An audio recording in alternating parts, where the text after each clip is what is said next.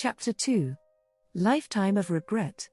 From the very first days of Estolia, men and women were drawn to the nation. Whether influenced by deity, or brought here by chance, those individuals who found a resonance within their soul discovered they were truly home for the first time in their lives. So it was true in the beginning, so is it true now. 11th postulate of inner peace, Kedaro. Once the office door closed behind the red-haired student, Eduardo leaned back in his office chair, coughing occasionally, but his thoughts weren't on the discomfort of his lungs. He was thinking instead about Anastasia. It was 1954 when he received the letter. It was remarkable from the moment he took his mail out of his box at the university. The envelope was not quite the standard size and was made from a thick, almost corrugated stationery that was a faint green with occasional fibers of slightly darker green and occasional purple overtones. The ink itself was a deep purple. It was handwritten on stationery that matched the envelope. Dr. Eduardo Lestalt, Collins University. On the advice of a mutual friend, Nathaniel Montclair, I send you this correspondence to inquire if you would be interested in writing the history of my nation, Estolia. In this modern era of transcontinental flights, telegrams, and overseas telephone calls, it has become vital that we proactively seek to share some of the details of our nation and our faith with those who are curious. I was fascinated to read your paper entitled Anomalies, Palmyra, and Cella, a unique trio of interdependent shipping ports in the ancient world. We here in Estolia feel as if you will be generous in your treatment of our nation. You would be able to visit Estolia as our guest during your summer vacation to gather whatever information you require. With the brevity of your summer vacation, we would fly you out to Estolia at our expense to give you the maximum amount of time spent gathering information. All your travel, lodging, and other expenses would be part of your remuneration. If possible, please respond by return mail.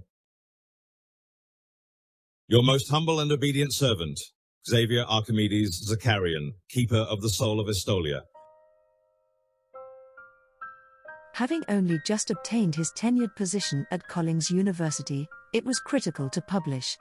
As a professor of history, with an emphasis on religions, he was fascinated by some of the smaller countries that were, to a greater or lesser degree, theocracies.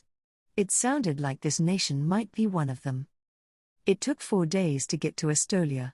Eduardo took a taxi to the Tuscaloosa airport. That was the first time he saw the sleek new airplane that belonged to the nation of Estolia. From Tuscaloosa, they flew to New York. Eduardo felt better and better about the job he'd been asked to take on. He enjoyed the way he was treated as if he was important. He and the flight crew all got a decent night's sleep in New York before the long flight over the Atlantic the next day. They would stop to refuel in Greenland and continue to London. The flight would take nearly 8 hours, and they would leave at 7 in the morning and arrive after sunset. It was dark when they landed in London. "We will remain here all of tomorrow," the stewardess said to him. "This will allow you to get used to the change in time zones. We will leave quite early the next day and arrive in the morning." He boarded the now familiar green and purple airplane in the early hours of the morning on the final day of his trip. They would arrive with the dawn, he was told. He felt the tingle of excitement when the engines on the airplane changed their tone. Before this trip he did not have the luxury of flying. But he now felt like an expert.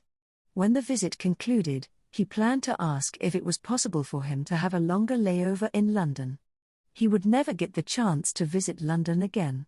When the doors of the airplane were opened, he paused to look around. Beauty was his first impression.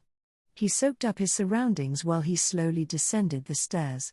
To one side was a carriage with reddish-brown horses. Several individuals were approaching the airplane. The man on the right wore elaborate robes like those worn by monks, and he was in a wheelchair. A man in dark attire was pushing the wheelchair. Eduardo was almost to the bottom of the stairs when he turned his attention to the woman walking alongside the man in the wheelchair.